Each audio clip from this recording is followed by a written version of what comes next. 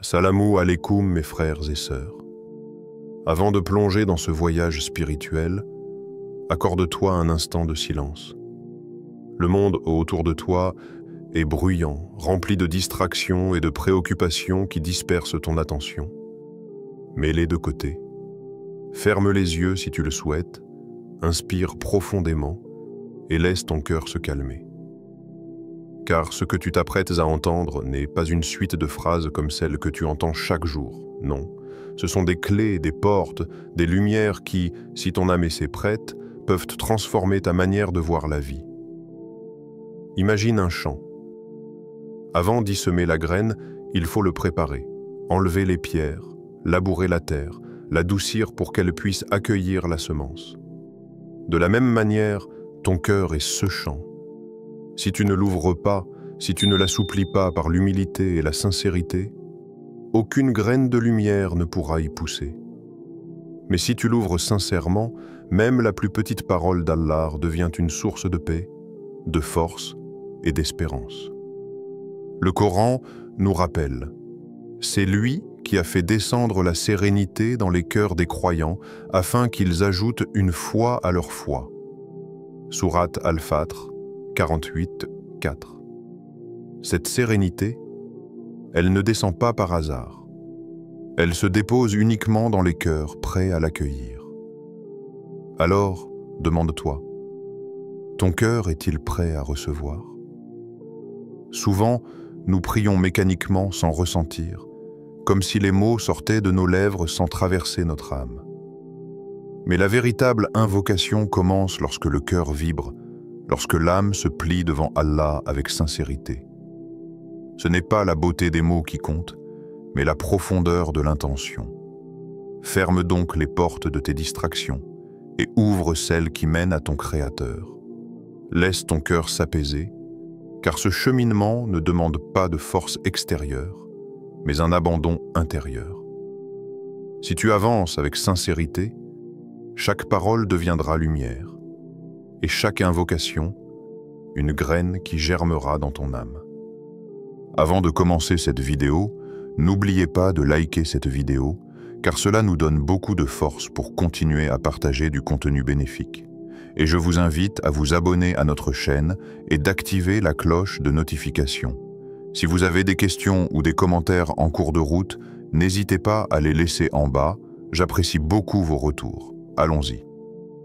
La vie, entre gratitude et patience. La vie est un chemin étrange. Elle alterne entre instants lumineux et heures sombres. Certains jours ressemblent au soleil qui éclaire tout ton être, d'autres aux nuits profondes qui pèsent sur ton cœur. Mais pour le croyant, il n'y a jamais de véritable perte. Car dans chaque situation, il y a une opportunité de se rapprocher d'Allah. Lorsque la joie t'envahit, quand tu reçois une bénédiction que tu espérais, le réflexe du croyant est de remercier.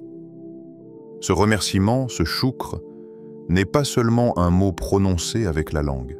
C'est une reconnaissance intérieure que tout bien vient d'Allah. Et quand la difficulté frappe, quand les larmes remplacent les sourires, alors le croyant patiente. Cette patience, loin d'être une résignation, est une force. Elle transforme la douleur en élévation spirituelle. Le prophète nous a enseigné, l'affaire du croyant est étonnante. Tout est un bien pour lui. Et cela n'appartient qu'au croyant. Si un bonheur le touche, il remercie et c'est un bien pour lui. Et si un malheur le touche, il patiente et c'est un bien pour lui. Quelle sagesse! C'est comme si la foi transformait la vie entière en un cycle d'apprentissage et de bénédiction. Le Coran nous dit, si vous êtes reconnaissant, très certainement j'augmenterai. Mes bienfaits pour vous. Mais si vous êtes ingrat, mon châtiment sera terrible. Sourate Ibrahim 14, 7. Voilà la promesse divine. La gratitude attire davantage de bénédictions et la patience ouvre la porte à des récompenses immenses. Regarde autour de toi. Tout ce qui brille aujourd'hui finit par disparaître demain. L'argent se dépense, la gloire s'éteint, Les applaudissements des gens s'effacent, ce sont des ombres passagères. Mais la paix du cœur, celle qui naît de la foi, reste. Elle ne s'achète pas, elle ne se négocie pas. Elle est un don qu'Allah dépose dans les cœurs reconnaissants et patients. Alors, ne cours pas derrière l'éphémère. Ne laisse pas la vie te tromper avec ses mirages. Avance plutôt vers ce qui demeure, la proximité d'Allah. Là se trouve la vraie richesse, celle qui ne s'éteint jamais, celle qui élève ton âme au-dessus des illusions du monde. Les épreuves, une purification et non un abandon. Il y a des instants où la vie devient lourde, où chaque pas ressemble à une montagne à gravir. Tu regardes autour de toi, mais personne ne comprend réellement ton fardeau. La solitude s'installe, les injustices s'accumulent et parfois même la maladie ou le manque de moyens semblent te vouloir t'écraser. Dans ces moments, une question traverse souvent les cœurs. Pourquoi moi? Cette question n'est pas un signe de faiblesse, mais le reflet de l'âme en recherche. Et c'est précisément dans ces instants fragiles que se cache une vérité profonde. Allah ne t'abandonne pas. Bien au contraire, il t'éduque, il te purifie, il prépare ton cœur à recevoir une lumière que tu n'aurais jamais goûtée sans l'épreuve. Chaque larme que tu verses est connue de lui.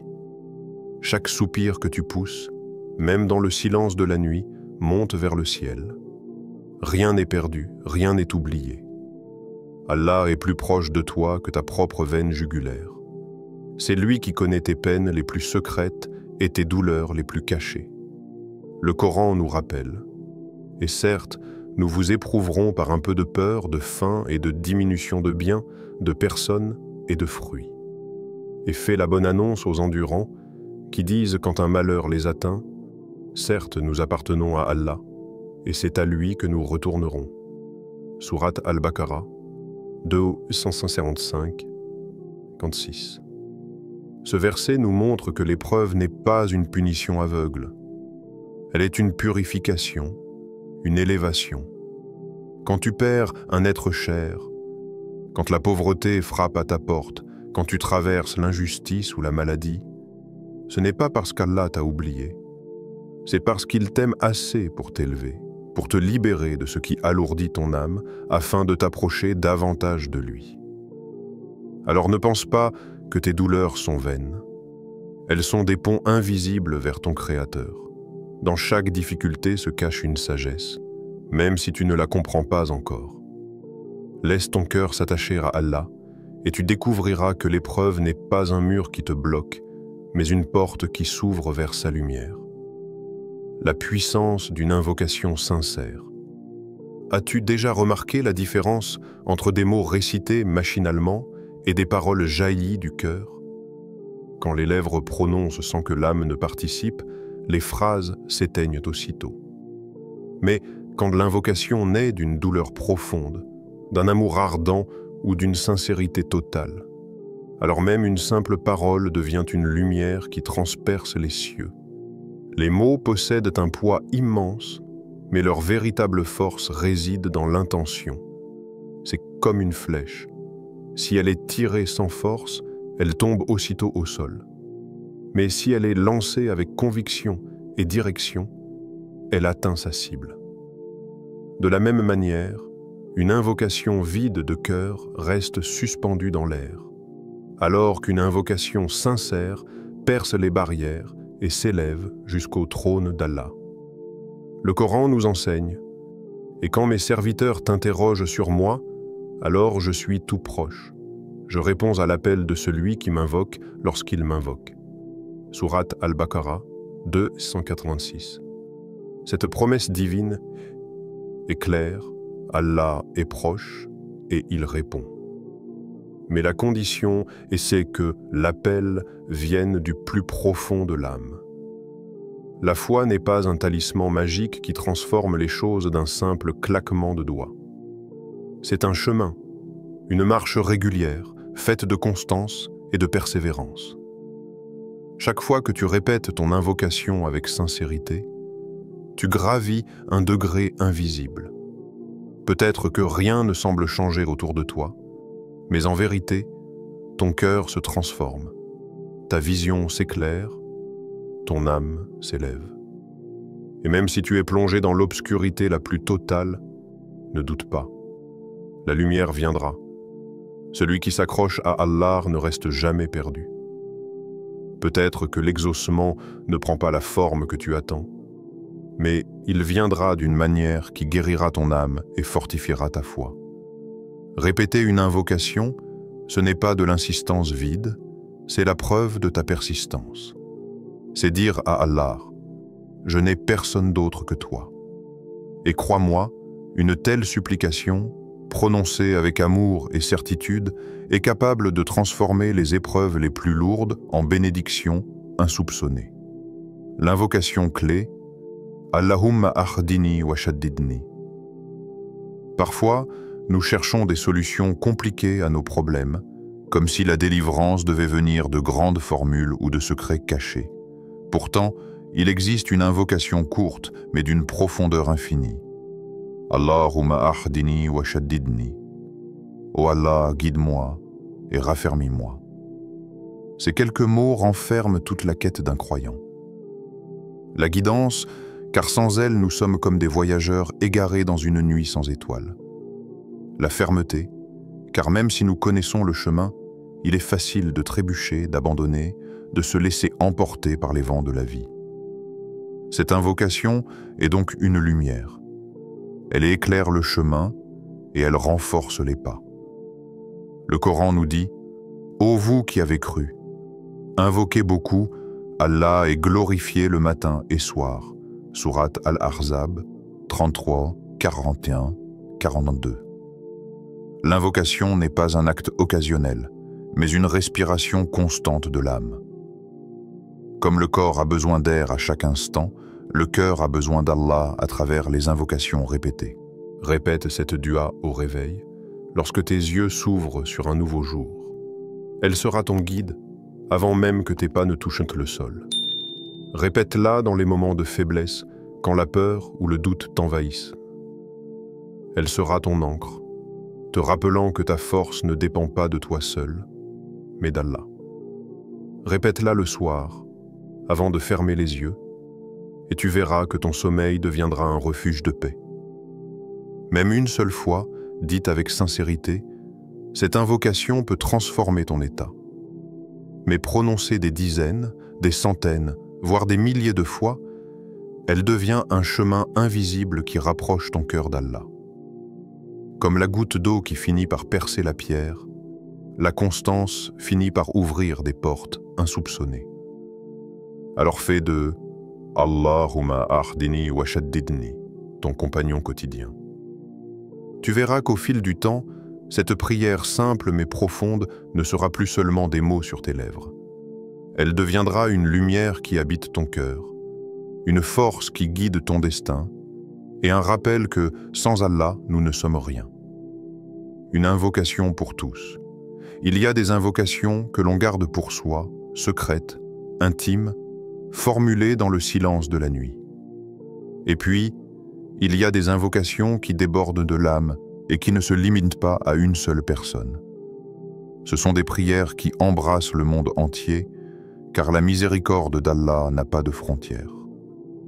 Lorsque nous disons « Allahumma ahdini wa shaddidni », nous demandons la guidance et la fermeté pour nous-mêmes. Mais que se passe-t-il si nous élargissons cette invocation? Et si, en plus de nos besoins personnels, nous demandions pour nos frères, nos sœurs, nos voisins, nos proches, mais aussi pour ceux que nous ne connaissons pas, pour l'humanité entière?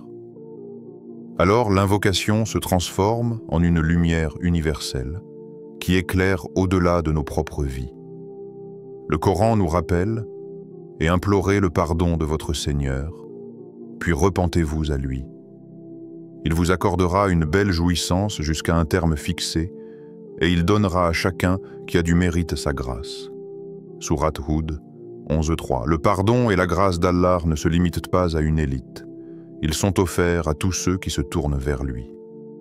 Alors, prions pour les malades, afin qu'Allah leur accorde la guérison et qu'il soulage leurs souffrances. Prions pour les familles, qu'ils mettent entre elles l'amour, la tendresse et la sincérité. Prions pour ceux qui cherchent à fonder un foyer, qu'ils leur accordent des mariages bénis qui rapprochent du bien. Prions pour les travailleurs et les étudiants, qu'ils mettent la réussite dans leurs projets et qu'ils ouvrent devant eux les portes de la facilité. Et n'oublions pas ceux qui sont loin de la foi ou qui se sentent perdus. Car la lumière d'Allah peut toucher n'importe quel cœur, à tout moment. Même celui qui pense être éloigné peut être transformé par une seule étincelle divine. En invoquant pour autrui, tu agrandis ton cœur. Tu apprends que la foi ne se vit pas dans l'égoïsme, mais dans le partage. C'est ainsi que naît une fraternité qui dépasse les frontières, les langues, les couleurs et les différences. Car au fond, nous sommes tous les créatures d'un même Seigneur, et sa miséricorde englobe chacun de nous. Conclusion, gratitude et l'espérance. Au terme de ce cheminement, il ne reste qu'un mot à poser sur nos lèvres et dans nos cœurs. La gratitude. Car tout, absolument tout, est un don d'Allah. Chaque souffle que nous prenons, chaque instant que nous vivons, chaque bienfait visible ou caché est une marque de sa générosité infinie.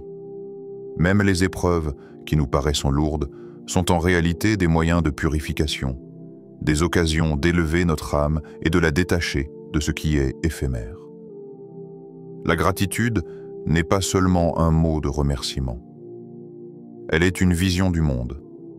Elle consiste à voir la main d'Allah dans chaque détail, à reconnaître que même dans nos manques, il nous donne. Qu'il nous préserve dans l'épreuve, qu'il nous soutienne dans la douleur, et qu'il nous réveille par la difficulté pour nous ramener vers lui. Le Coran nous dit « Et lorsque votre Seigneur proclama, si vous êtes reconnaissant, certes j'augmenterai mes bienfaits pour vous. Mais si vous êtes ingrat, mon châtiment sera terrible. » Sourate Ibrahim 14:7. Voici la promesse claire. La gratitude attire toujours davantage de bénédictions. Alors, soyons reconnaissants pour le pain que nous mangeons, pour la santé que nous possédons encore, pour la famille qui nous entoure, pour la foi qui éclaire nos pas, et même pour les larmes que nous avons versées, car elles ont lavé nos cœurs et renforcé notre patience. Pensons aussi à ceux qui souffrent en silence, les pauvres qui cachent leur faim derrière un sourire, les femmes seules qui portent le poids de leur foyer, les malades qui luttent jour après jour. Prions pour qu'Allah les enveloppe de sa miséricorde, qu'il leur accorde un soulagement proche et une lumière intérieure qui apaise leur cœur. La vraie récompense n'est pas la richesse que l'on accumule, ni la gloire que l'on poursuit. Elle est dans la paix intérieure, dans la guidance qui éclaire nos choix, et surtout dans l'espérance du paradis éternel, là où il n'y a plus ni peur, ni fatigue, ni tristesse. Qu'Allah fasse de nos invocations des sources de force, qu'il illumine nos vies de sa lumière, et qu'il nous accorde le bonheur véritable, sa proximité dans ce monde et son paradis dans l'au-delà.